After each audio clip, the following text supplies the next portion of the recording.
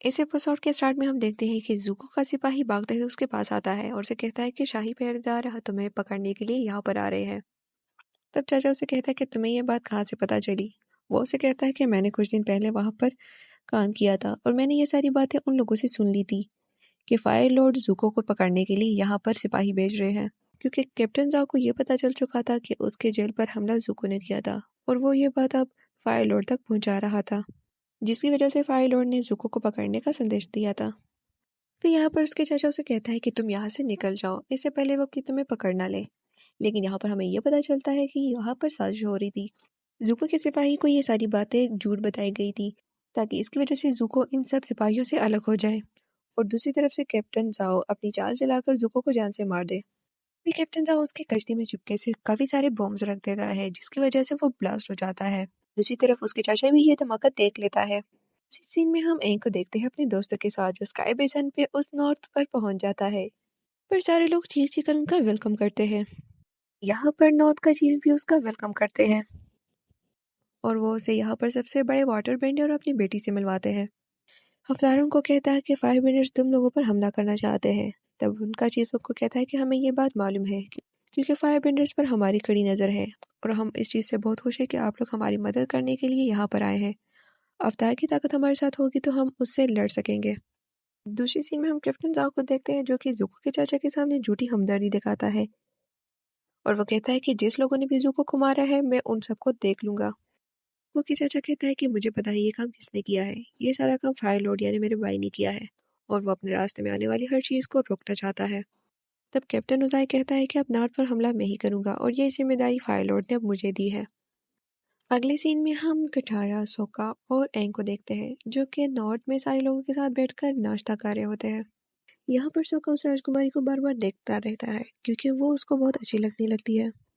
अगली सुबह हम इन सबको देखते हैं जो कि वाटर बेंडिंग करते हैं।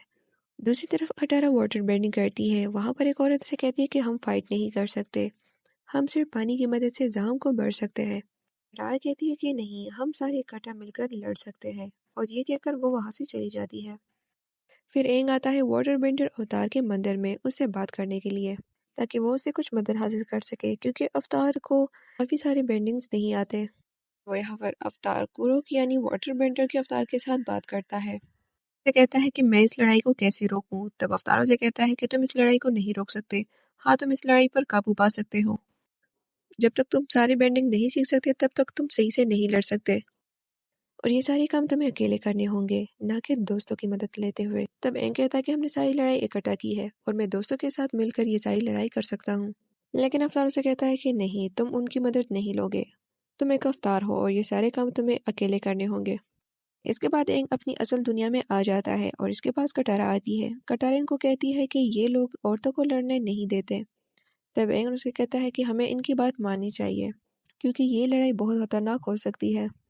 और वो उसे कहता है कि मैं तुम्हें और सोका को नहीं खो सकता और ना कि तुम दोनों की वजह से फिर मैं अवतार बन सकूंगा। जब वो वहां से चला जाता है, दूसरी तरफ हम फायर बेंडर्स को देखते हैं जो कि नॉर्थ की तरफ बढ़े होते हैं लड़ाई करने के लिए। यहाँ पर हम ज़ुको के चाचा के साथ एक आदमी देखते हैं जो कि ज़ुको के चाचा उसको सारी बात बताता है कि ज़ाओ का प्लान क्या है।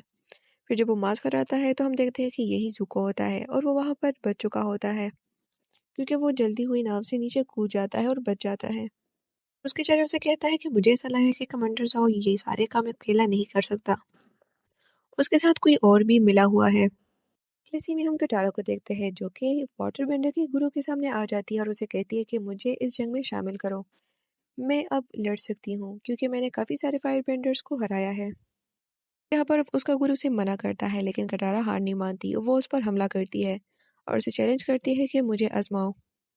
पर इन दोनों की फाइट शुरू हो जाती है। गुरु उस पर हावी पड़ता है लेकिन कटारा हार नहीं मानती और वो फिर से लड़ने लग जाती है।